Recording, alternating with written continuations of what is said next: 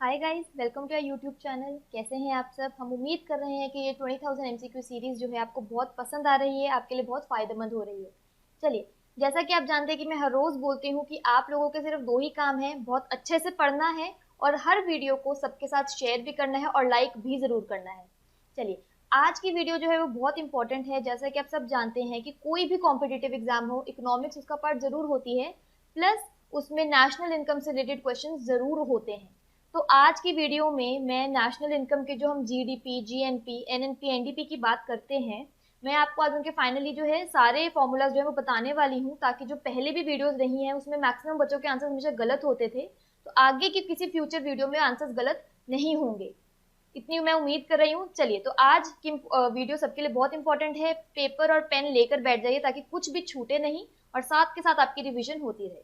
चलिए, last video में हमने किया था क्वेश्चन नंबर 200 पे एंड। आज हम लोग करेंगे और क्वेश्चन 50 क्वेश्चन और करेंगे। आज 201 क्वेश्चन के साथ स्टार्ट करते हैं। देखेंगे पहला क्वेश्चन क्या है। Open market operations of RBI refer to buying and selling of. RBI की खुले बाजार की क्रियाएं किसके क्रय एवं विक्रय से संबंधित है? आपके पास ऑप्शंस है commercial banks, foreign exchange, gold या गवर्नमेंट बॉन्ड्स। बहुत इजी है ये ऑपरेशन। ओपन मार्केट ऑपरेशंस जो है वो आरबीआई गवर्नमेंट बॉन्ड्स के लिए जो है ऑर्गेनाइज कराती है। आरबीआई क्या करता है, जो उसके गवर्नमेंट बॉन्ड्स होते हैं उसको ओपनली जाकर सबके लिए ओपन रखती हैं, ताकि उसको कोई भी खरीद सके और उसको बेच सके। चलिए, इसके एक्सप्लेनेशन देख लेते हैं। ओपन मार्केट ऑपरेशन क्या है? बेसिकली वो एक एक्टिविटी है बाय सेंट्रल बैंक। हम सबको पता है कि हमारा सेंट्रल बैंक कौन है, आरबीआई है।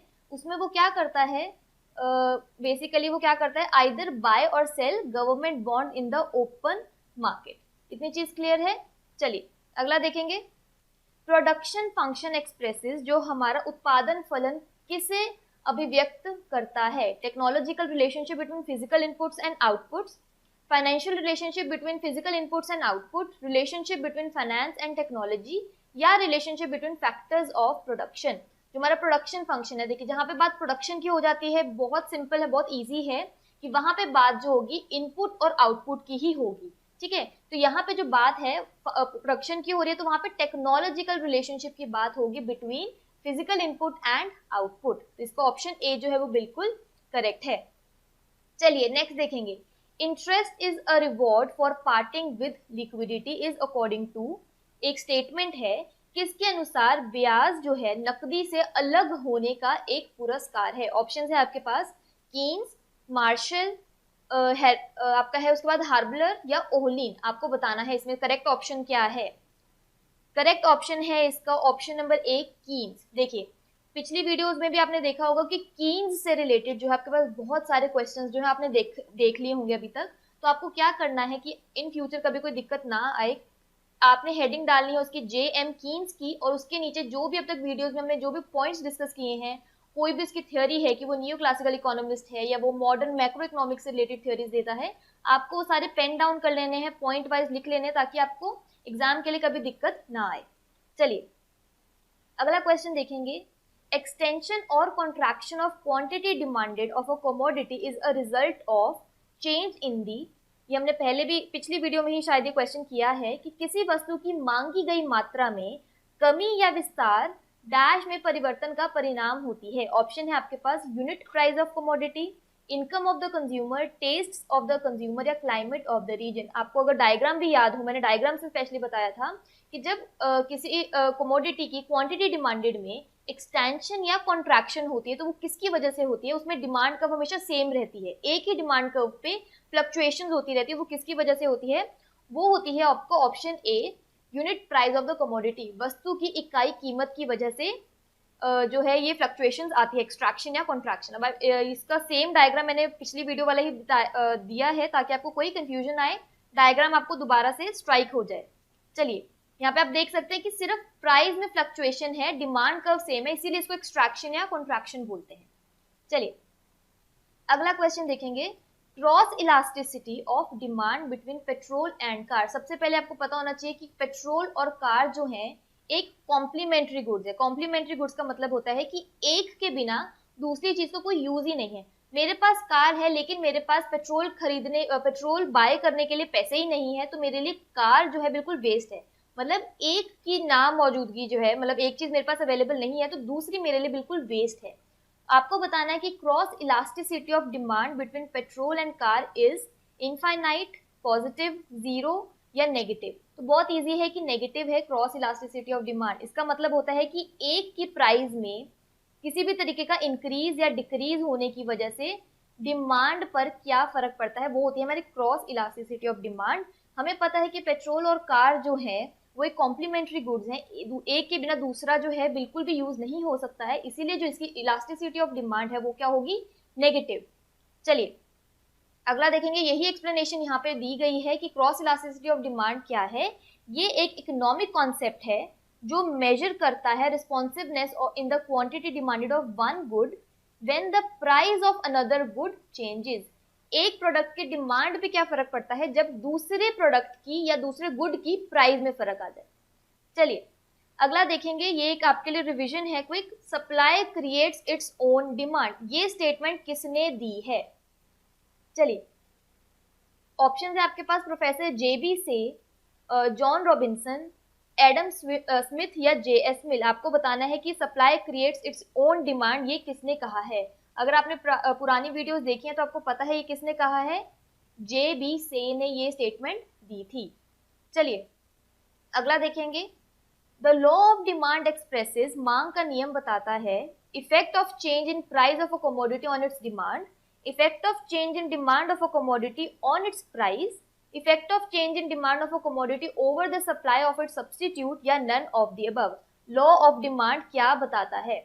लॉ ऑफ डिमांड आपको पता है, लॉ ऑफ डिमांड क्या होता है, जिसमें हम लोग बात करते हैं प्राइस और कमोडिटी की, कि प्राइस में क्या चेंज होता है जिसकी वजह से उसकी क्वांटिटी डिमांडेड पे फर्क आने लगता है। तो यहाँ पे जो है आपको ऑप्शन ए वो बिल्कुल करेक्ट है। हम लोग बात करते हैं effect of change in price, price में चेंज होने की वजह से हमारी उस कमोडिटी की डिमांड पर क्या फर्क पड़ता है, वो बताता है हमारा लॉ ऑफ डिमांड। चलिए पहले फटाफट से इस वीडियो को शेयर करना है क्योंकि आज हम लोग बहुत इंपॉर्टेंट टॉपिक जो है नेशनल इनकम का वो इसमें कवर करने वाले हैं, तो किसी का भी छूटना नहीं चाहिए जो भी किसी कॉम्पिटिटिव एग्जाम की तैयारी कर रहा है।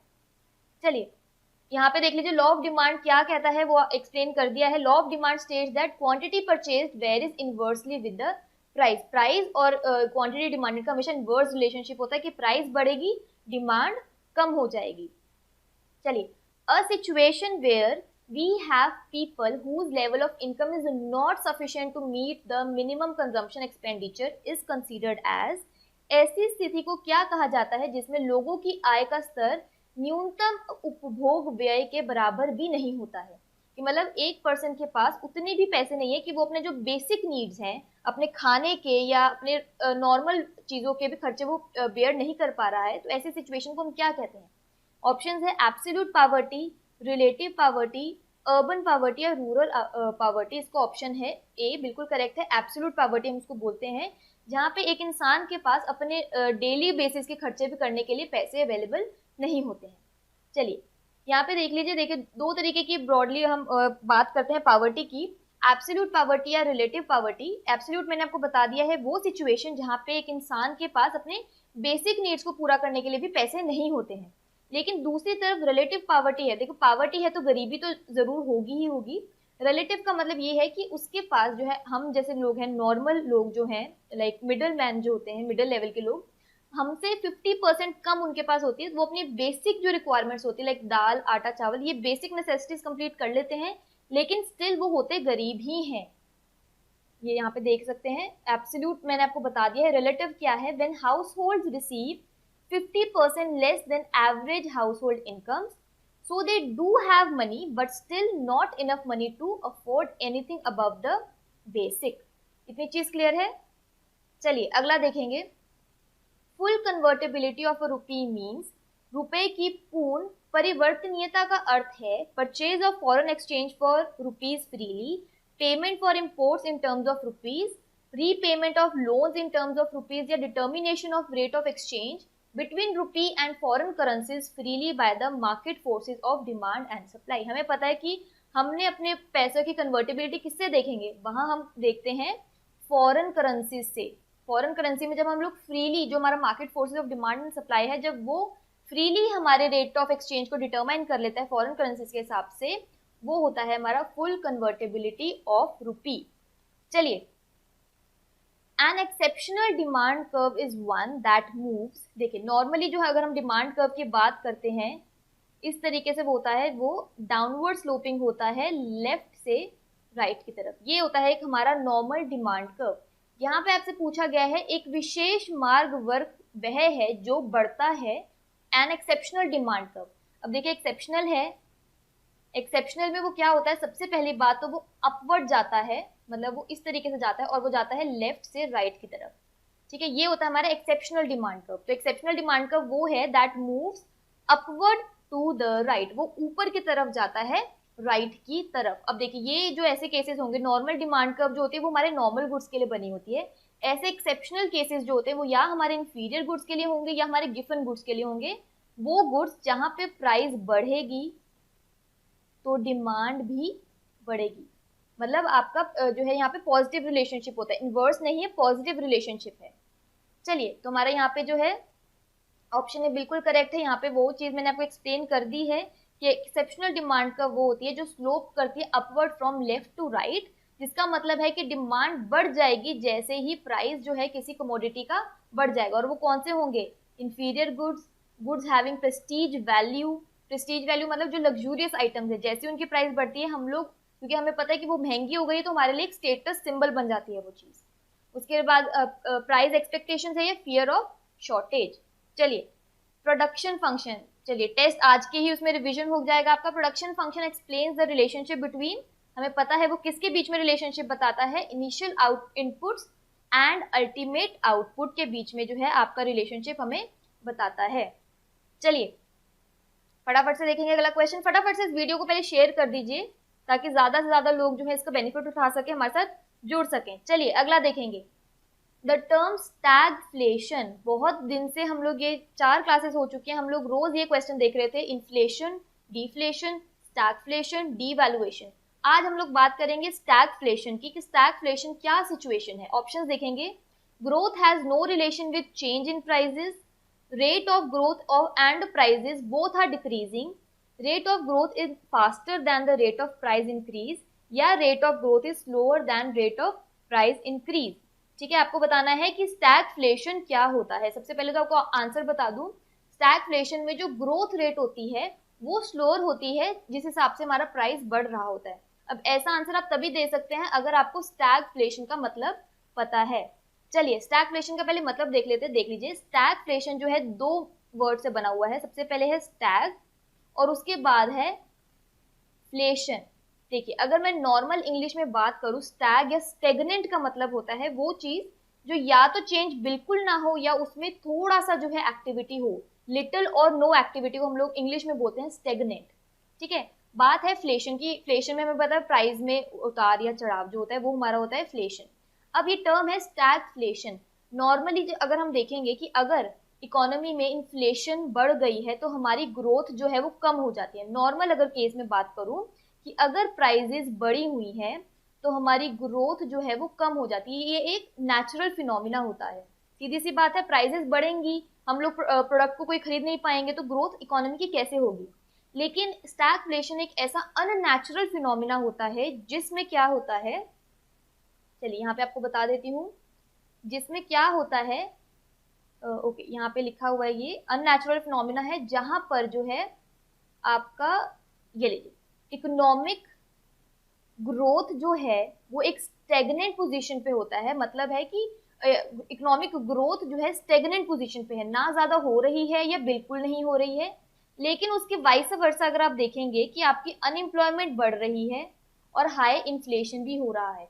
मतलब कि अगर नॉर्मली मैं एक सिचुएशन बताऊं कि प्राइस बढ़ेगी ग्रोथ कम हो जाएगी, प्राइस बढ़ेगी अनएम्प्लॉयमेंट की प्रॉब्लम भी हो जाएगी। लेकिन स्टैगफ्लेशन एक ऐसी सिचुएशन है जहां पर आपकी ग्रोथ में कोई फर्क नहीं पड़ रहा है लेकिन फिर भी अनएम्प्लॉयमेंट भी बढ़ी जा रही है और इन्फ्लेशन रेट भी बढ़ी जा रहा है। ये एक अननेचुरल सिचुएशन होती है जो कि नॉर्मली जो है एक वीक इकोनॉमी में अक्कर नहीं होती है, इसीलिए इसको अननेचुरल फिनोमिना कहा जाता है। चलिए अगला देखेंगे, in economics the utility and usefulness have, अर्थशास्त्र में उपयोगिता तथा उपयोग क्षमता का सेम मतलब है, डिफरेंट मीनिंग है, ऑपोजिट मीनिंग है या नन ऑफ द अबव। देखिए इकोनॉमिक्स में अगर दो टर्म्स बोली गई हैं तो वो कभी भी सेम नहीं होंगी। यूटिलिटी होती है सेटिस्फेक्शन, किसी चीज को कंज्यूम करके जो हमें सेटिस्फेक्शन होती है वो होती है यूटिलिटी। और यूजफुलनेस होती है किसी चीज का कोई यूज है, हमें कोई फायदा है कि नहीं। फॉर एग्जाम्पल जैसे मैं पहले भी बता चुकी हूँ, एक एप्पल का अगर मैं बताऊं, एक एप्पल को खा के मुझे सेटिस्फेक्शन हुई है तो वो है यूटिलिटी, क्योंकि मुझे भूख लगी है। लेकिन हम लोग बात करते हैं an apple a day keeps doctor away, वो उसका क्या है, वो उसका यूजफुलनेस है, वो उसका फायदा है। तो दोनों स्टेटमेंट्स बिल्कुल अलग अलग हैं, एक से हमें सेटिस्फेक्शन लेवल पता चलती है और एक से हमें पता चलता है कि उस चीज पर्टिकुलर चीज का फायदा क्या है। तो इकोनॉमिक्स में जो हम यूटिलिटी और यूजफुलनेस बोलते हैं ये दो डिफरेंट टर्म्स होती हैं। चलिए, nature of unemployment in agriculture is, Bharat में कृषि में किस प्रकार की बेरोजगारी पाई जाती है। Only seasonal, only disguised, both A and B या नन ऑफ द अबव। हमें पता है कि वो सीजनल भी होती है और डिस्गाइज्ड भी होती है। एक ही प्लॉट में, छोटे से प्लॉट में अगर 5 लोगों की रिक्वायरमेंट है तो वहां पे वो 10 लोगों को हायर करके रख देते हैं। ठीक है, इतनी चीज क्लियर है। चलिए, if two commodities are complements, यदि दो वस्तुएं पूर्वक हैं, जैसे मैंने पेट्रोल और कार की बात बताई है कि एक के बिना दूसरा बिल्कुल यूजलेस है, then their cross price elasticity is, वही सेम क्वेश्चन है लेकिन वर्डिंग देख लीजिए बिल्कुल डिफरेंट है। ऐसे क्वेश्चंस के लिए आपको बेसिक क्लियर होने बहुत जरूरी है। चलिए, सेम यहाँ पे एक्सप्लेनेशन है, the cross elasticity for of demand for complementary goods is negative. इतनी चीज क्लियर है। चलिए, अपॉर्चुनिटी कॉस्ट, ये भी हम लोग डिस्कस कर चुके हैं टर्म पहले एक क्वेश्चन में, कि अपॉर्चुनिटी कॉस्ट क्या होती है। वो कॉस्ट जो हम लोग छोड़ देते हैं किसी और ऑप्शन को चूज करने के लिए, वो होती है हमारी अपॉर्चुनिटी कॉस्ट। ऑप्शंस देख लेंगे, the cost that the firm could have incurred when a different technique was adopted, the cost that the firm could have incurred under a different method of production, the actual cost incurred या the next best alternative output। तो option जो इसका D है वो बिल्कुल correct है कि अगला सर्वश्रेष्ठ वैकल्पिक उत्पाद जो है वो हमारा हो जाता है अपॉर्चुनिटी कॉस्ट। इतनी चीज क्लियर है। चलिए, surplus earned by a factor other than land in the short period of referred to as, भूमि में अतिरिक्त किसी अन्य साधन द्वारा अर्जित अधिशेष क्या कहलाता है। ऑप्शन है आपके पास economic rent, net rent, quasi rent या सुपर नॉर्मल रेंट। चलिए, क्या होता है सरप्लस, जो हमारे शॉर्ट पीरियड में लैंड के अलावा जो हमें सरप्लस अर्न हो जाता है उसको हम बोलते हैं क्वाजी रेंट, अर्ध किराया। इतनी चीज क्लियर है। चलिए, अगला देखेंगे फटाफट से, which from the following is not true when the interest rate in the economy grows up। अगर हमारी इकोनॉमी में इंटरेस्ट रेट बढ़ जाता है तो इसमें से कौन सी स्टेटमेंट जो है वो ट्रू नहीं है। ऑप्शंस देखेंगे फटाफट से, saving increases, lending decreases, cost of production increases या return on capital increases। तो ऑप्शन डी जो है हमारा रिटर्न ऑन कैपिटल जो है वो इंक्रीज नहीं होता है। इतनी चीज क्लियर है। अगर हमारा रेट ऑफ इंटरेस्ट बढ़ेगा इकोनॉमी में तो ऑटोमेटिकली हमारी सेविंग्स होने लग जाती हैं, क्योंकि हम लोग जो है इंटरेस्ट रेट ज्यादा है तो हम लोग जो है सेव करना शुरू कर देंगे, लेंडिंग कम कर देते हैं, कॉस्ट ऑफ प्रोडक्शन जो है हमारी इंक्रीज होनी शुरू हो जाती है, लेकिन जो रिटर्न ऑन कैपिटल है वो हमारी डिक्रीज होने लगती है, इंक्रीज नहीं होती है।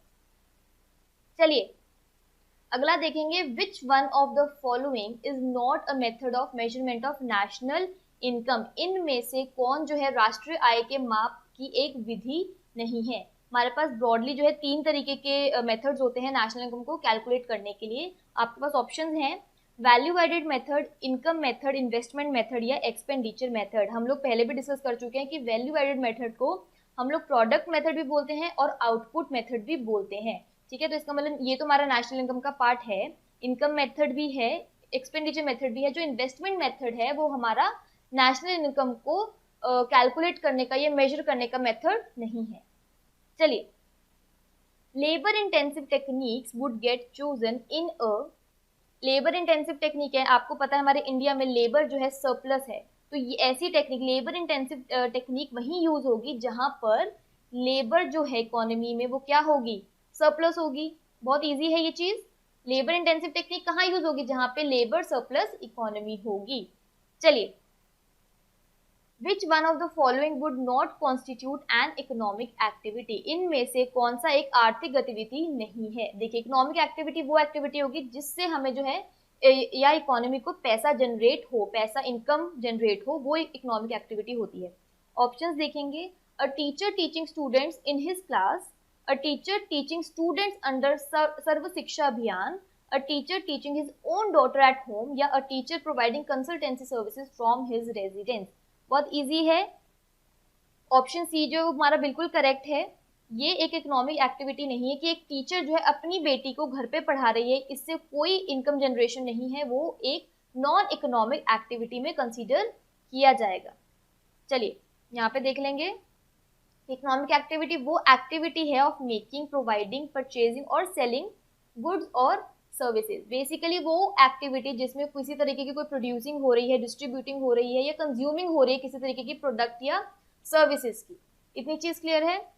चलिए अगला देखेंगे, net national product of a country is. अगर हम लोग नेट नेशनल प्रोडक्ट की बात करते हैं तो वो क्या होता है? Net national product, net national product होता है जब हम लोग अपनी ग्रॉस नेशनल प्रोडक्ट में से डेप्रिसिएशन अलाउंस को माइनस कर देते हैं तो हमारा नेट नेशनल प्रोडक्ट जो है वो आ जाता है। इतनी चीज क्लियर है। चलिए ये डिस्कस करेंगे हम लोग, नेशनल इनकम से रिलेटेड जो भी पॉइंट है वो आगे वाले क्वेश्चन में हम लोग डिस्कस करेंगे, वहां से आपके फॉर्मूलाज की जो भी दिक्कत है वो सॉल्व हो जाएगी। चलिए यहाँ पे अभी सिर्फ इतना समझ लीजिए कि net national product of a country कैसे होता है, कैसे उसको कैलकुलेट करते हैं। जब हम लोग ग्रॉस नेशनल प्रोडक्ट में से डेप्रिसिएशन को माइनस कर देते तो हमारा नेट नेशनल प्रोडक्ट आ जाता है। यहाँ पे वैसे मैंने एक्सप्लेनेशन दी है लेकिन हम लोग इसको फर्दर एक्सप्लेन मैं इसको कर दूंगी। विच one of the following is not a method of estimating national income. देख लीजिए यहाँ पे दोबारा से, यहाँ पे एक नया नाम दिया गया है, एक्सपेंडिचर मेथड है, प्रोडक्ट मेथड है, मैट्रिक्स मेथड है, इनकम मेथड है। देखिए प्रोडक्ट मेथड को मैं आपको बता चुकी हूँ, वैल्यू एडेड मेथड भी बोलते हैं और आउटपुट मेथड भी बोलते हैं। तो कंफ्यूजन क्रिएट नहीं करनी है अपने लिए कि आप लोगों को और नाम नहीं पता है तो आपको लगेगा कि वो एग्जिस्ट करता ही नहीं है मेथड, तो आप उसको टिक कर दो। यहाँ पे जो करेक्ट आंसर है वो होगा मैट्रिक्स मेथड, जो कि नेशनल इनकम को कैलकुलेट करने का पार्ट नहीं है। चलिए, the monetary policy in India is formulated bye, जो हमारी इंडिया में भारत की मौद्रिक नीति किसके द्वारा तैयार की जाती है? चलिए ऑप्शन है आपके पास, central government industrial financial corporation of India, basically IFCI है, RBI है या IDBI है, industrial development bank of India. Monetary policy कौन बनाता है? वेरी इजी है, मॉनेटरी पॉलिसी हम लोग बहुत बार डिस्कस कर चुके हैं, वो कौन बनाता है? RBI। चलिए देखिए, अगर आप किसी कॉम्पिटेटिव एग्जाम की तैयारी कर रहे हैं तो यहाँ पे अगर हमने मॉनेटरी पॉलिसी की बात की है तो अपने आप आपके दिमाग में फिस्कल पॉलिसी के लिए भी क्वेश्चन अराइज होना चाहिए, तभी आप एग्जाम को क्रैक कर सकते हैं। हमने यहाँ पे बात की मॉनेटरी पॉलिसी की, उसको कौन फॉर्मुलेट करता है? RBI। हमें पता है कि दो तरीके की पॉलिसीज है, मॉनेटरी एंड फिस्कल। तो फिस्कल पॉलिसी को भी कोई फॉर्मुलेट करता है, तो फिस्कल पॉलिसी को कौन फॉर्मुलेट करता है? उसको करता है हमारा गवर्नमेंट ऑफ इंडिया, या आप लोग कह सकते हैं हमारी फाइनेंस मिनिस्ट्री जो है वो फिस्कल पॉलिसी को फॉर्मुलेट करता है। तो कंफ्यूज नहीं होना है, मॉनेटरी पॉलिसी को RBI फॉर्मुलेट करता है और फिस्कल पॉलिसी को कौन फॉर्मुलेट करता है? हमारा फाइनेंस मिनिस्ट्री या गवर्नमेंट ऑफ इंडिया। चलिए, a short term government security paper is called, एक अल्पकालीन सरकारी प्रतिभूति दस्तावेज को क्या कहते हैं? ऑप्शन है आपके पास, शेयर, डिबेंचर, म्यूचुअल फंड या ट्रेजरी बिल। तो बहुत इजी है, ट्रेजरी बिल जो है एक शॉर्ट टर्म सिक्योरिटी पेपर होता है जिसको हम लोग टी बिल के नाम से भी जानते हैं। इतनी चीज क्लियर है। टी बिल बोलते हैं वैसे यूजुअली कुछ दिन से, लाइक अराउंड 10 से 14 डेज से स्टार्ट होकर इनफैक्ट ये 6 मंथ तक जाता है, लेकिन उससे ज्यादा नहीं जाता है टी बिल जो है। चलिए, under which market condition do firms have access capacity, किस बाजार परिस्थिति में फर्मों की अतिरिक्त क्षमता होती है? चलिए हमें पता है वो कौन सी मार्केट है, वो है मोनोपोलिस्टिक कंपटीशन, क्योंकि ये ऐसी कंपटीशन या ये ऐसी फॉर्म ऑफ मार्केट है जहाँ पे जो है नंबर ऑफ बायर्स भी बहुत है, नंबर ऑफ सेलर्स भी बहुत है, और प्रोडक्ट्स क्या होते हैं? हेट्रोजीनियस प्रोडक्ट्स यहाँ पे प्रोड्यूस होते हैं। यहाँ पे नंबर ऑफ सेलर्स ज्यादा होने की वजह से जो कंपटीशन होता है वो इतना ज्यादा होता है कि वो प्राइस इतना कम रख लेते हैं कि बस उनकी क्वांटिटी बिकती रहे। इस चक्कर में जो है वो अपनी कैपेसिटी को ज्यादा यूज ही नहीं कर पाते, वो उतनी सी चीज में ही बस बेचने में लगे होते हैं, प्राइस कम कर करके, ताकि वो जो है मार्केट में बने रहे। वो क्वांटिटी पे ज्यादा फोकस करते हैं यहाँ पे, तो उनकी जो काफी सारी कैपेसिटी होती है वो वेस्ट हो जाती है। इसीलिए इनके पास हम कहते हैं कि इनके पास एक्सेस कैपेसिटी है। इनफैक्ट इसके ऊपर पूरी की पूरी थियोरीज भी बनी हुई है मोनोपोलिस्टिक कंपटीशन की एक्सेस कैपेसिटी के ऊपर। चलिए, price theory is also known as, ये हम लोग आई थिंक फर्स्ट वीडियो में हमने डिस्कस किया था, price theory is also known as macroeconomics, development economics, public economics या माइक्रो इकोनॉमिक्स। मैंने आपको तभी बताया था इसको हम लोग प्राइस थ्योरी को और क्या बोलते हैं, माइक्रो इकोनॉमिक्स, क्योंकि माइक्रो इकोनॉमिक्स में हम लोग क्या करते हैं, एक इंडिविजुअल, एक सिंगल प्रोड्यूसर, एक सिंगल मैन्युफैक्चरर की बात करते हैं जो इवेंचुअली जो है पूरा प्राइस को कंट्रोल करते हैं। इसीलिए जो है बेसिक प्राइसिंग जो है यहाँ लेवल से स्टार्ट होती है, इसीलिए इसको माइक्रो इकोनॉमिक्स को और हम प्राइस थियोरी भी बोलते हैं। चलिए, at present India is following, वर्तमान में भारत किसका अनुसरण कर रहा है, fixed exchange rate, floating exchange rate, pegged up exchange rate या पेग्ड डाउन एक्सचेंज रेट। तो इंडिया में हम सबको पता है कौन सा एक्सचेंज रेट यूज होता है, फ्लोटिंग एक्सचेंज रेट। फिक्स्ड का मतलब क्या होता है कि बिल्कुल स्थिर है, ये वो चेंज नहीं होता है। और चेंज क्या चीज नहीं होती है, जो कि कंट्रोल होती है गवर्नमेंट के द्वारा, जो गवर्नमेंट कंट्रोल करती है वो चीजें हमेशा फिक्स्ड रहती हैं, तो वो होती है हमारी fixed exchange rate. Floating exchange rate वो होती है जहाँ पे जो एक्सचेंज रेट है या कोई भी कंट्रोलिंग है वो मार्केट के डिमांड एंड सप्लाई फोर्सेज जो होती है वो कंट्रोल करती है। नेक्स्ट जो टर्म है दैट इज पेग्ड अप या pegged down, basically pegged exchange rate. देखिए, इसको पेग्ड इसलिए बोलते हैं क्योंकि इसमें जो भी हम लोग सिनारियो रखते हैं, एक्सचेंज रेट रखते हैं, वो हम लोग किसी और का देखा दिखाया ही रख लेते हैं, अपनी इकोनॉमी में उसको सूट फिट करा लेते हैं। देख लीजिए यहाँ पे, pegging is controlling a country's currency rate by tying it to another country's currency or steering an asset's price prior to option expiration। ठीक है, यहाँ पे क्या होता है कि हम लोग क्या करते हैं, अपनी करेंसी रेट जो है किसी और कंट्री के करेंसी के साथ जो है टाई अप कर लेते हैं। बेसिकली यहाँ पे खुद से कोई वो नहीं रखा जाता है, दूसरी कंट्री के जो है रेट्स को देख के अपने करेंसी रेट को फिक्स किया जाता है। इतनी चीज क्लियर है, fixed, floating and exchange rate. यहाँ पे आप एक बार रीड कर सकते हैं इसको, यहाँ पे आप देख सकते हैं कि क्या है इसमें एक्सप्लेनेशन। वो आपसे कह रहा है कि pegging is controlling a country's currency rate by tying it to another country's currency और steering an asset's price prior to option expiration. इतनी चीज क्लियर है। चलिए नेक्स्ट देखेंगे, नेशनल इनकम इज दी, राष्ट्रीय आय होती है। चलिए यहाँ पे बात करेंगे नेशनल इनकम की। नेशनल इनकम होता है हमारा नेट डोमेस्टिक प्रोडक्ट, जो है हमारा यहाँ पे नेशनल इनकम बताना है ना हमें। नेशनल इनकम होता है हमारा option number B, net national product at factor cost. Net national product लेकिन किस पर, फैक्टर कॉस्ट पर। इतनी चीज क्लियर है। चलिए अब यहाँ पे हम लोग बात करेंगे हमारे जितनी भी टर्म्स मैं आपको बोल रही थी कि हमारे पास होती है जीडीपी या जीएनपी। चलिए ब्रॉडली अगर हम बात करें, हमारे पास होता है जीडीपी, उसके बाद हम लोग बात करते हैं जीएनपी की, उसके बाद हम लोग बात करते हैं एनएनपी की, और उसके बाद हम लोग बात करते हैं एनडीपी की। अभी देखिए यहाँ पे आपको फैक्टर कॉस्ट या मार्केट प्राइस पे फोकस नहीं करना है, अभी सिर्फ मेन टर्म्स की बात देखेंगे, जीडीपी, जीएनपी, एनएनपी या एनडीपी। देखिए सबसे पहले है यहाँ पे gross domestic product. Gross domestic product क्या होता है, जब हम लोग बात करते हैं हमारी total final goods and services, total final goods and services की हम लोग यहाँ पे बात करते हैं। बेसिकली क्या मतलब है यहाँ पे, चलिए हम लोग यहाँ पे बात करते हैं जीडीपी में कि एक डोमेस्टिक टेरिटरी में कितने गुड्स या कितनी सर्विसेज जो हैं अब तक प्रोड्यूस हो चुकी हैं, वहां पे हम लोग बात करते हैं जीडीपी की। जो बिल्कुल इनिशियली हम लोग नेशनल इनकम जब कैलकुलेट करने लगते हैं, जो बिल्कुल फर्स्ट स्टेप देखते हैं वो होता है जीडीपी का, जहाँ पे हम लोग बात करते हैं कि एक डोमेस्टिक टेरिटरी में, एक कंट्री के अंदर अभी तक कितनी गुड्स और सर्विसेज जो है, फाइनल गुड्स और सर्विसेज जो है प्रोड्यूस हो चुकी है, वो होती है हमारी जीडीपी। जब हम लोग जीडीपी में हम लोग अपनी नेट इनकम फ्रॉम अब्रॉड को ऐड कर देते हैं, नेट इनकम फ्रॉम अब्रॉड को ऐड कर देते हैं, तो हमारे पास बन जाता है जीएनपी। इसका मतलब क्या समझ रहे हैं कि जब हम लोग डोमेस्टिक से नेशनल की तरफ, ग्रॉस नेशनल प्रोडक्ट की तरफ जाते हैं, तो हम लोग क्या करते हैं, उसमें अपना नेट इनकम फ्रॉम अब्रॉड को ऐड कर देते हैं। देखिए डोमेस्टिक में हम लोग सिर्फ अपनी टेरिटरी की बात कर रहे हैं, जब हम लोग अब नेशनल की तरफ जा रहे हैं, तो नेशनल में हम तभी जा सकते हैं जब हम लोग अपनी बाहर से जो इनकम है, जो लोग बाहर अर्न कर रहे हैं, उनकी इवेंचुअली टैक्स असेसिंग तो इसी कंट्री में होगी, अपनी खुद की कंट्री में होगी, तो हम लोग क्या करते हैं, उनकी नेट इनकम फ्रॉम अब्रॉड को अपनी इनकम में ऐड कर देते हैं। ठीक है, तो यहाँ से हमारा आ जाता है जीएनपी, ग्रॉस नेशनल प्रोडक्ट। अभी यहाँ पे जो टर्म चेंज हुई है वो सिर्फ डोमेस्टिक से नेशनल की तरफ बढ़े हैं, ग्रॉस और नेट अभी भी सेम ही रहेगा। ठीक है, जीएनपी जीडीपी किसमें में बदल गया है, जीएनपी में, ग्रॉस डोमेस्टिक प्रोडक्ट बदल गया है ग्रॉस नेशनल प्रोडक्ट में। चलिए, मतलब हमारा इससे हम लोग इसमें अब आ चुके हैं।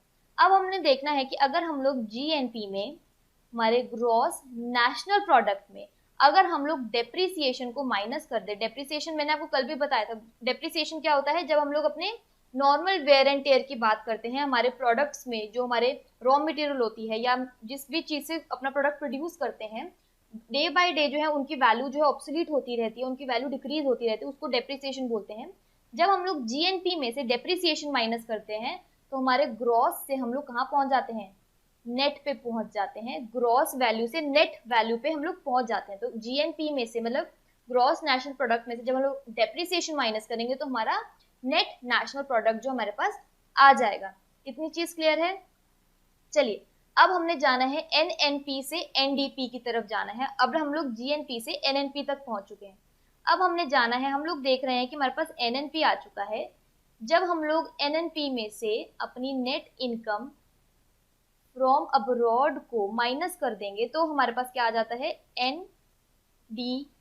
देखिए, सीधी सी बात है, अगर हमें डोमेस्टिक से नेशनल की तरफ जाना है, ठीक है, डोमेस्टिक से नेशनल की तरफ जाना मतलब अपनी टेरिटरी से ओवरऑल वर्ल्ड की बात करनी है, तब हम लोग जो है उसमें नेट इनकम फ्रॉम अब्रॉड को ऐड कर देते हैं, सीधी सी चीज है। लेकिन अगर अब हम लोग बात करें कि नेशनल से हमने वापस से डोमेस्टिक की तरफ आना है, तो हम लोग क्या करेंगे, उसमें जो है अपनी नेट इनकम फ्रॉम अब्रॉड को माइनस कर देंगे, तो हम लोग वर्ल्ड वाइड से अपने डोमेस्टिक टेरिटरी की बात करने लग जाएंगे। तो यहाँ से जो है हमारे चारों टर्म्स क्लियर हैं, आपको अब कोई दिक्कत नहीं आनी चाहिए। चलिए, यहाँ पे जो बात थी नेशनल इनकम की, वो हम लोगों ने बोला फैक्टर कॉस्ट, और एक जो टर्म यूज किया हमने मार्केट प्राइस की। चलिए, अब वो भी डिस्कस कर लेते हैं एक बार। दो टर्म्स हैं हमारे पास, पहला है हमारे पास फैक्टर प्राइस और दूसरा है मार्केट प्राइस। देखिए, फैक्टर प्राइस क्या होता है, जैसे आपको पता है कि हमारे पास 4 फैक्टर्स ऑफ प्रोडक्शन होते हैं, land, labour, capital and entrepreneur. जब हम लोग इनको टोटल करते हैं, इनके ऊपर जो भी खर्चा किया गया है इसको टोटल करते हैं, तो हमारे पास आ जाता है फैक्टर प्राइस। जब हम लोग सारे factor cost, land, labour, capital and entrepreneur की गुड्स एंड सर्विसेज जो भी उन्होंने प्रोड्यूस किया है उनको ऐड करेंगे, तो हमारा फैक्टर प्राइस हमारे पास आ जाता है। जब हम लोग बात करते हैं मार्केट प्राइस की, मार्केट का मतलब ही क्या है कि अब यहाँ पे गवर्नमेंट ने अपना जो रोल प्ले करना शुरू कर दिया है। इतनी चीज क्लियर है। तो हम लोग क्या करते हैं कि वहां पे जैसे ही हमारा गवर्नमेंट का फैक्टर प्राइस में जैसे ही गवर्नमेंट का रोल आना शुरू होता है, वो चीज कन्वर्ट हो जाती है हमारी मार्केट प्राइस में। यस, इनकम को जो है हम लोग वाई से डिनोट करते हैं। इतनी चीज क्लियर है। चलिए, फैक्टर प्राइस में जब हम लोग गवर्नमेंट इंटरवेंशन की बात करते हैं तो वो हमारी मार्केट प्राइस बन जाती है। अब यहाँ पे बात करनी थी हमने फैक्टर प्राइस की। जब हम लोग मार्केट प्राइस में गवर्नमेंट का जो रोल है, मतलब इनडायरेक्ट टैक्सेस और सब्सिडीज को पहले माइनस करेंगे एंड देन सब्सिडीज को ऐड करते हैं, तो हमारा फैक्टर प्राइस आ जाता है। और अगर हम लोग बात करें हमारे नेशनल इनकम की, तो नेशनल इनकम हमारा बन जाता है net national product at factor cost. इतनी चीज क्लियर है। अब मैं उम्मीद कर रही हूँ कि आपकी किसी भी वीडियो में आगे आने वाली में कभी भी नेशनल इनकम से रिलेटेड क्वेश्चन कभी गलत नहीं होना चाहिए है। इन पॉइंट्स को मैंने स्पेशली जो एक्सप्लेनेशन में लिखा नहीं है, ताकि आप लोग साथ के साथ में बोल रहे हो उसको पेन डाउन कर लीजिए, ताकि आपको और भी ज्यादा इसका बेनिफिट मिल सके। चलिए, फटाफट से अब आगे के क्वेश्चंस देख लेंगे हम। अ want becomes a demand only when it is backed by the. एक इच्छा केवल तभी मांग बन पाती है जब इसमें होता या होती है क्या, ability to purchase, necessity to buy, desire to buy a utility of the product. एक इच्छा जो है हमारी मांग तभी बन पाती है अगर हमारे पास जो है उस प्रोडक्ट को खरीदने की क्षमता हो, हमारे पास क्या हो, उसको खरीदने की एबिलिटी हो, मतलब उसको परचेज करने की हमारे पास क्षमता हो। इतनी चीज क्लियर है। The term micro economics and macro economics were coined bye, देखिए बिल्कुल एक स्टैटिक इकोनॉमिक का क्वेश्चन है, इसमें एक्सप्लेनेशन का कुछ नहीं है। ये जो टर्म है हम लोग बात करते हैं इकोनॉमिक्स की, माइक्रो या मैक्रो इकोनॉमिक्स, ये बेसिकली कॉइन किसने की थी या बेसिकली किसके द्वारा गढ़े गए थे ये शब्द। आपके पास ऑप्शन है एल्फ्रेड मार्शल, रैगनर नर्व्स, या उसके बाद ऑप्शन है आपके पास रैगनर फ्रिस्क या जे.एम. कीन्स। तो ये स्टेटमेंट जो है वो दी है, रैगनर फ्रिस्क ने ये स्टेटमेंट दी थी, क्या, micro economics and macro economics. इतनी चीज क्लियर है। चलिए, ड्यूरिंग पीरियड्स ऑफ इन्फ्लेशन, अगर हम लोग इन्फ्लेशन की बात करें तो टैक्स रेट्स है शुड, इन्फ्लेशन में हमारे टैक्स रेट जो है वो क्या हो जाने चाहिए, वो बढ़ जाने चाहिए। इन्फ्लेशन की वजह से जो है प्राइसिंग इतनी ज्यादा हाई होती है, हम लोग खरीद नहीं पाते हैं। टैक्स रेट इस सिचुएशन में जो है हमेशा बड़ा होना चाहिए। इससे क्या होगा, हम लोग और प्रोडक्ट नहीं खरीद पाएंगे, प्रोडक्ट खरीद नहीं पाएंगे, सप्लाई बढ़ जाएगी, ऑटोमेटिकली जो है वो उनको सप्लाई बड़े होने की वजह से प्राइसेस कम करने पड़ेंगे क्योंकि हम लोग खरीद ही नहीं पाएंगे। तो इससे क्या होगा, इवेंचुअली इन्फ्लेशन हमारा कम हो जाएगा। चलिए, यहाँ पे सेम एक्सप्लेनेशन दे दी गई है। चलिए अगला देखेंगे, economics is what it ought to be. इसका मतलब होता है कि इकोनॉमिक्स को वैसा ही होना चाहिए जैसा कि वो है। ये स्टेटमेंट जो है किस से जो है रेफर करती है, अर्थशास्त्र वह है जो इसे होना चाहिए। यह कथन किससे संदर्भित करता है, normative economics, positive economics, monetary economics या फिस्कल इकोनॉमिक्स। बहुत इजी है ये जो है रिलेटेड है नॉर्मेटिव इकोनॉमिक्स से, क्योंकि नॉर्मेटिव का मतलब ही होता है समथिंग जो लॉजिक हो। ठीक है, किसी लॉजिक पे अगर हम लोग बात करें। चलिए यहाँ पे देख सकते हैं नॉर्मेटिव इकोनॉमिक्स क्या होता है। नॉर्मेटिव इकोनॉमिक्स जो है डिटरमाइन करता है पीपल्स की डिजायरेबिलिटी को और the lack therefore to various economic program, situation या कंडीशंस। बेसिकली यहाँ पे क्या होता है कि यहाँ पे हम लोग ओपिनियंस की बात करते हैं, किसी लॉजिक की बात करते हैं कि जैसा है उसको एक्चुअली वैसा ही होना चाहिए था। अगर हम लोग बात करें कि इकोनॉमिक ग्रोथ जो है किसी भी, आप कह लीजिए 10% बढ़ गई है, तो नॉर्मेटिव इकोनॉमिक्स में हम लोग कहते हैं कि उसको 10% ही बढ़ना चाहिए था। तो ये होती है what it ought to be, जैसा है उसको वैसा ही होना चाहिए था। चलिए, the excess of a price of a person is to pay rather than forego the consumption of the commodity is called। अगर हमें पता है कि वस्तु की जो वैल्यू है, किसी प्रोडक्ट की जो वैल्यू है वो ज्यादा है, लेकिन फिर भी हमें उस प्रोडक्ट को कंज्यूम करना पड़ रहा है, तो इस सिचुएशन को हम लोग क्या बोलते हैं, या इस पर्टिकुलर कमोडिटी को हम लोग क्या बोलते हैं, इसको हम लोग बोलते हैं, हमारा जो ऑप्शन नंबर सी है, प्रोड्यूसर सरप्लस है ये। ठीक है, क्योंकि प्रोडक्ट महंगा है, हम लोगों को फिर भी खरीदना पड़ रहा है, तो वो होता है प्रोड्यूसर्स का सरप्लस। चलिए, existence of a parallel economy और ब्लैक मनी, ये हम पहले कर चुके हैं, रिवीजन है आपका। इससे क्या होता है, it makes the monetary policies less effective. चलिए, which of the following taxes are levied and collected by the center but their net proceeds are wholly transferred to the states। आपको बताना है कि इनमें से वो कौन सा टैक्स जो है वो सेंटर, मतलब हमारा जो सेंट्रल गवर्नमेंट है, हमारा जो केंद्र सरकार है, वो कलेक्ट करता है, लेकिन इवेंचुअली जो है इसको यूज कौन करता है, स्टेट इसको बेसिकली यूज करता है। ठीक है, देख लेंगे फटाफट ऑप्शंस क्या है हमारे पास। ऑप्शंस हैं expenditure tax and gift tax, additional duties of excise in lieu of sales tax, stamps and registration या टैक्सेस ऑन एडवर्टीजमेंट्स। जो हमारे टैक्सेस ऑन एडवर्टाइजमेंट्स है, विज्ञापन पर कर, ये बेसिकली जो है हमारा सेंट्रल गवर्नमेंट जो है, हमारा केंद्र सरकार, वो कलेक्ट करता है, लेकिन इवेंचुअली जो है इसकी पूरी प्रोसीडिंग्स जो है, जो नेट प्रोसीड्स आती हैं, वो जो है स्टेट्स को ट्रांसफर कर दी जाती है। चलिए, when the price of a commodity falls we can expect, जब एक प्राइस है किसी कमोडिटी का वो फॉल हो जाता है, तो हम लोग उसमें क्या एक्सपेक्ट कर सकते हैं, वेरी इजी। जब किसी प्रोडक्ट का प्राइस जो है फॉल हो गया, तो हम लोग क्या उम्मीद रखेंगे कि उसकी डिमांड जो है बढ़ गई है, तो ऑप्शन डी देखेंगे, the demand for it to increase.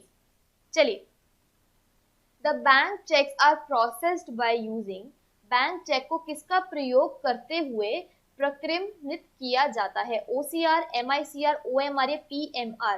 देखिए, ये क्वेश्चन जो है हमें पता होता है हमेशा, MICR जो है यही करता है, मैग्नेटिक इंक करेक्टर रिकॉग्निशन जो होता है, यही हमारा जो है चेक्स के ऊपर जो प्रोसेसिंग होती है वो इसके थ्रू की जाती है। लेकिन आपको जो है बाकी सारे ऑप्शंस की फुल फॉर्म भी पता होनी चाहिए। OCR थी, OCR है आपका ऑप्टिकल करेक्टर रिकॉग्निशन, MICR होता है हमारा magnetic ink character recognition, OMR है ऑप्टिकल मार्क रिकॉग्निशन, जो बेसिकली हम लोग OMR शीट्स भरते हैं, गोल उसमें भरते हैं अपने ऑप्शंस जो है, 4 ऑप्शंस में से जो करेक्ट होता है उस पर गोला करते हैं, दैट इज OMR शीट उसको बोलते हैं।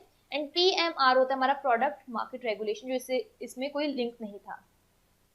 चलिए, बिल्कुल एक स्टैटिक इकोनॉमी का क्वेश्चन है अब। When was the minimum wages act enacted in India? आपको बताना है इसमें चलिए ईयर है आपके पास 1936, 1948, 1951 या 1956। बिल्कुल स्टार्टिंग इकोनॉमी का क्वेश्चन है। 1948 में आपका मिनिमम वेज एक्ट जो था वो इनैक्ट हुआ था। चलिए, which one of the following does not deal with export promotion, इनमें से कौन जो है निर्यात प्रोत्साहन से संबंधित नहीं है? ऑप्शन है आपके पास trade development authority, minerals and metal trading corporation, cooperative marketing societies या state trading corporation of India.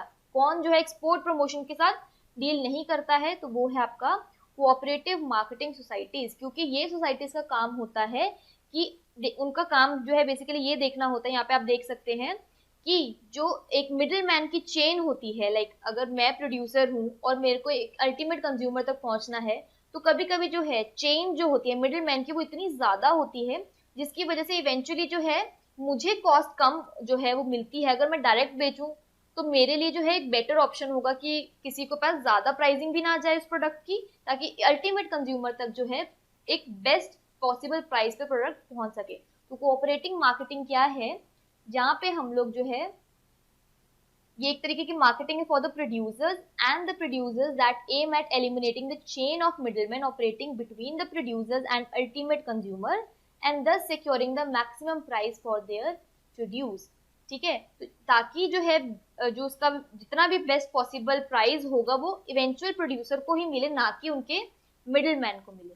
इतनी चीज क्लियर है? चलिए, which of the following sets belongs to central tax, इनमें से आपको वो समूह को या उस सेट को चूज करना है जो केंद्रीय कर सेंट्रल टैक्स से रिलेटेड है। तो यहाँ पे जो है आपको टैक्सेस पता होने की कौन सा पर्टिकुलर टैक्स जो है वो सेंट्रल टैक्स है या स्टेट टैक्स है, वो आपको पता होना बहुत जरूरी है। चलिए ऑप्शन देख लेंगे। Excise duty, sales tax, custom duty. Sales tax जो है हमारा स्टेट का पार्ट होता है, तो ये ऑप्शन नहीं हो सकता। Excise duty, custom duty and income tax. उसके बाद ऑप्शन है आपके पास income tax, custom duty, house tax. House tax भी जो है हमारा बेसिकली अगर आप अपने घर का हाउस टैक्स देते हो तो आपको पता है आपको लोकल अथॉरिटीज के पास इसके लिए जाना पड़ता है। ठीक है, तो ये भी आपका ऑप्शन जो है नहीं होगा।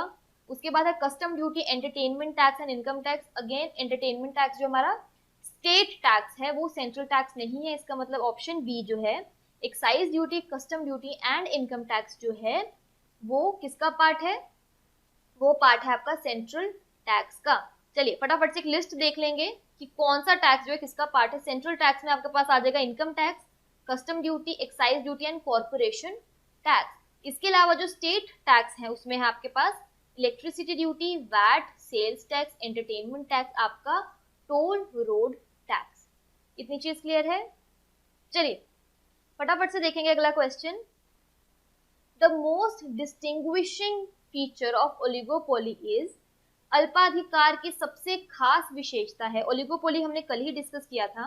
ओलिगोपोली में हम लोग बात करते हैं कि देखिए फ्यू सेलर्स हैं पर नंबर ऑफ बायर्स जो है वो बहुत ज्यादा है।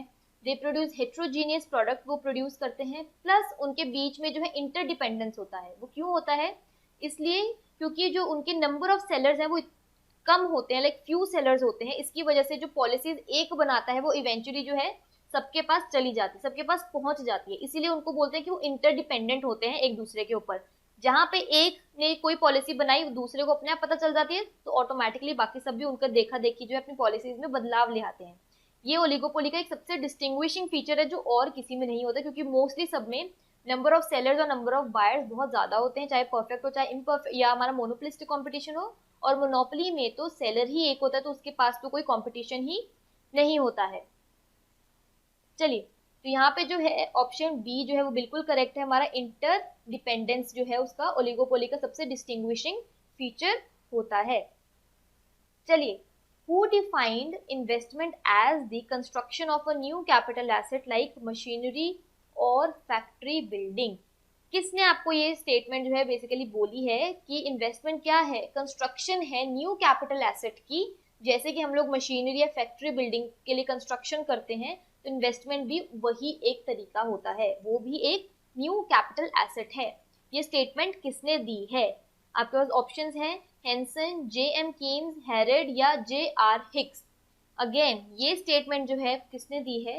वो दी है जे.एम. कीन्स ने। मैं आपको बार बार एक चीज बोल रही हूँ कि आप लोग कीन्स के रिलेटेड जो भी पॉइंट्स हैं उसको नोट डाउन कर लीजिए, क्योंकि कीन्स का पॉइंट जो है हम लोग इस 5-6 वीडियोस में ही इतनी बार कर चुके हैं कि उसने ये स्टेटमेंट दी, उसने कोई और थ्योरी दी थी।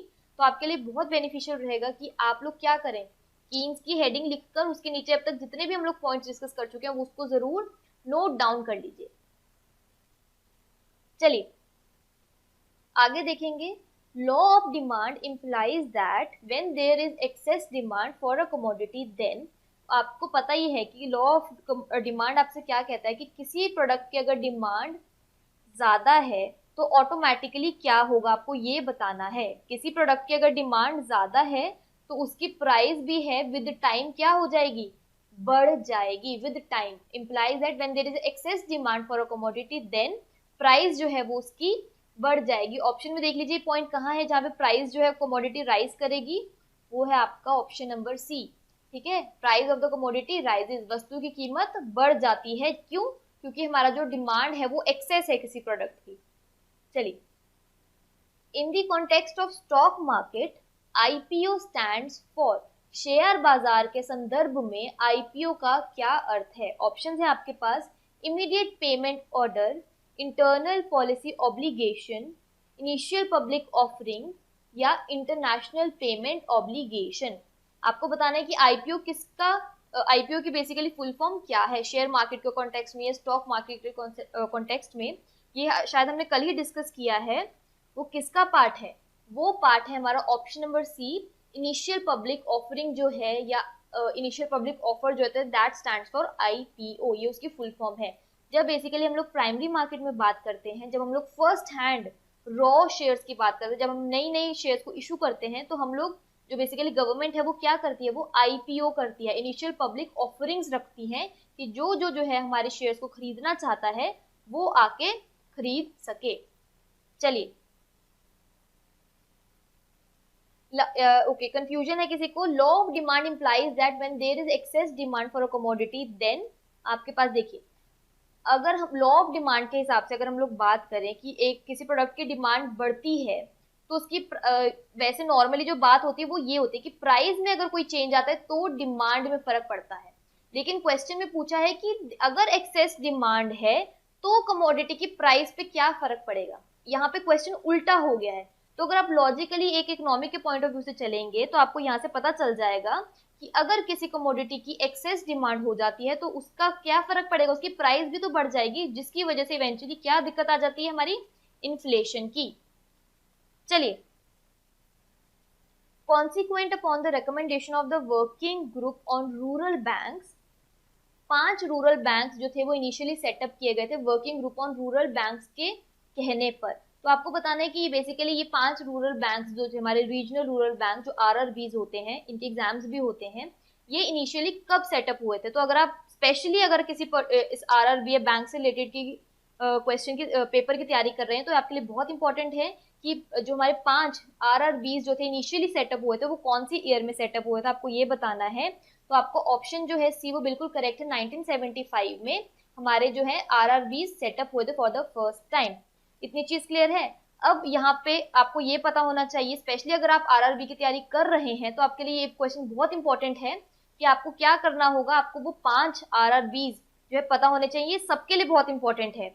5 आरआरबी जो इनिशियली सेटअप हुआ था आपको वो पता होने चाहिए, नाम जो है बाय हार्ट पता होने चाहिए। पहला था प्राथमा बैंक जो कि स्पॉन्सर किया था सिंडिकेट बैंक ने, और वो कहाँ है, मुरादाबाद यूपी में। उसके अलावा नेक्स्ट बैंक जो था वो था गौर ग्रामीण बैंक जो कि इसमें कहाँ है, मालडा वेस्ट बंगाल में, जिसको स्पॉन्सर किसने किया था, यूसीओ बैंक ने। चलिए फटाफट से पहले यूसीओ की फुल फॉर्म बतानी है आपको। चलिए, उसके बाद है गोरखपुर क्षेत्रीय ग्रामीण बैंक जो गोरखपुर यूपी में है, जिसको स्पॉन्सर किया था एसबीआई ने। हरियाणा क्षेत्रीय ग्रामीण बैंक भिवानी में है जो हरियाणा, स्पॉन्सर किसने किया था उसको, पीएनबी ने। उसके बाद है आपके पास जयपुर नगौर आंचलिक ग्रामीण बैंक जयपुर राजस्थान में, जिसको स्पॉन्सर किया था यूसीओ बैंक ने। इतनी चीज क्लियर है। चलिए, ये हमारे पास जो 5 इनिशियली जब आरआरबी लॉन्च हुए थे, ये हमारे 5 बैंक्स के साथ ये आरआरबी का सेटअप जो है बेसिकली स्टार्ट हुआ था, और स्टार्ट कब हुआ था, इन 1975। चलिए, poverty is less in less developed countries is largely due to, जो हमारी लेस डेवलप्ड कंट्रीज होती हैं या कम विकसित देश होते हैं उसमें गरीबी बड़े पैमाने पे क्यों होती है? इसकी वजह है, ऑप्शन है आपके पास, voluntary idleness, income inequality, lack of cultural activities या lack of intelligence of the people. तो हमारी जो पॉवर्टी जो है वो लेस डेवलप्ड कंट्रीज में इसलिए होती है क्योंकि यहाँ पर क्या है, इनकम इनइक्वालिटी है, हमारी जो इनकम है वो प्रॉपरली जो है डिस्ट्रीब्यूटेड नहीं है, असमानता है यहाँ पे। इतनी चीज क्लियर है। यहाँ पे जो बात आ जाती है थ्योरी ऑफ डिस्ट्रीब्यूशन जो है, जो हमने पिछले वीडियो में डिस्कस की थी, थ्योरी ऑफ डिस्ट्रीब्यूशन जो है यहाँ पे काम करती है क्योंकि यहाँ पे इनकम इनक्वालिटी है, इसकी वजह से जो है हमारा कोई भी कंट्री हो जो लेस डेवलप्ड है वो इस वजह से लेस डेवलप्ड रह जाती है क्योंकि वहां पे पॉवर्टी बहुत ज्यादा हो जाती है। चलिए, which one of the following categories of workers is termed as cultivators. ठीक है, आपको ये बताना है खेती हर किसको माना जाता है, कौन से वर्कर्स को कल्टीवेटर्स माना जाता है? Those who own land and cultivate, those who lease in land and cultivate, those who cultivate the land of others, या आपके पास ऑप्शन है those who own land and lease in from others और institutions and cultivate. तो आपको option जो है बहुत simple है, कल्टीवेटर्स वो होते हैं जो दूसरों की लैंड पे काम करते हैं, उनको हम लोग बेसिकली कल्टीवेटर्स बोलते हैं। इतनी चीज क्लियर है? चलिए, इजी था ये। चीप मनी हम लोग बिल्कुल आई थिंक इनिशियल वीडियो में हमने इसको डिस्कस किया है। चीप मनी, सस्ती मुद्रा का क्या अर्थ है, ये तो क्वेश्चन आपको आना ही चाहिए। सस्ती मुद्रा वो होती है, चीप मनी उसको कहते हैं जिसका रेट ऑफ इंटरेस्ट जो है वो लो होता है। ठीक है, ब्याज की कम जो ब्याज का दर जो होता है वो कम होता है, उसको हम लोग बोलते हैं चीप मनी। ठीक है, इसके अलावा हमने क्या किया था, डियर मनी किया था, नैरो मनी अब तक हम लोग डिस्कस कर चुके हैं। चलिए, लास्ट क्वेश्चन है आज का हमारे पास, disinvestment in public sector is called. जब हम लोग सार्वजनिक क्षेत्र में विनिवेश कर लेते हैं तो इसको क्या कहते हैं? डिसइन्वेस्टमेंट पब्लिक सेक्टर में इसको क्या बोलते हैं? वेरी इजी, इसको हम लोग बोलते हैं प्राइवेटाइजेशन, निजीकरण बोलते हैं, जब हम लोग हमारे पब्लिक सेक्टर में डिसइन्वेस्टमेंट कर देते हैं। चलिए, ये था हमारा आज का लास्ट क्वेश्चन। आज की वीडियो जो थी वो बहुत इंपॉर्टेंट थी क्योंकि मैंने नेशनल इनकम के जितने भी कॉन्सेप्ट हैं, जो 4 मेनली ब्रॉड कॉन्सेप्ट थे, वो सारे एक्सप्लेन कर दिए हैं आपको। अब मैं उम्मीद कर रही हूँ कि किसी आने वाली आगे वीडियो में नेशनल इनकम का क्वेश्चन जो हमें पता है बहुत इंपॉर्टेंट है किसी भी कॉम्पिटेटिव एग्जाम के लिए, आप वो कभी भी गलत नहीं करेंगे और मैं अब रिपीट नहीं करूंगी क्योंकि मैं उम्मीद कर रही हूँ कि यहाँ से आपके कॉन्सेप्ट सारे क्लियर हो चुके हैं। ठीक है, चलिए, इसी नोट पे जैसा कि आप जानते हैं आपको क्या करना है, इस वीडियो को शेयर करना है, लाइक करना है अपने ज्यादा से ज्यादा दोस्तों के साथ जो भी एग्जाम्स की तैयारी कर रहे हैं। तब तक आपको क्या करना है, खुश रहना है, घर पर रहना और सुरक्षित रहना है। I will see you tomorrow, same time same place. Thank you so much, see you all.